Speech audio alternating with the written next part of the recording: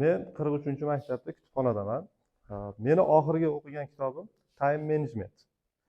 Hop, undan men bironta misol keltiradigan bo'lsam, eng yoqqan yeri rejangizni A, B, V, D, E qilib belgilab oling degan. Endi yoshlarimizdan so'raymiz. Hop, oxirgi o'qigan kitobingiz? Men oxirgi o'qigan kitobim Yashamoq asari.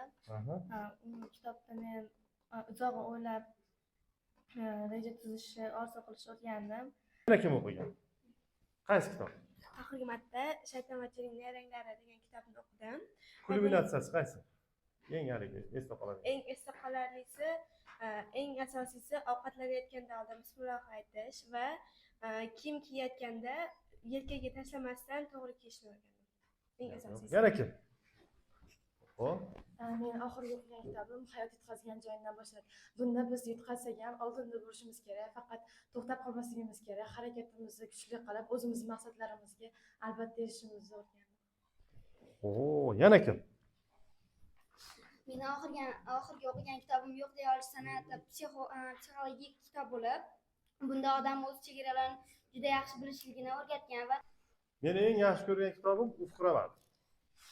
Said Ahmadning Ufqramadi nimaga? Chunki unda Uchqo'rg'on haqida so'z ketgan. Siz eng yaxshi ko'rgan kitobingiz qaysi? Siz qaysi kitobni o'qigansiz va eng yoqqan joyi qaysi?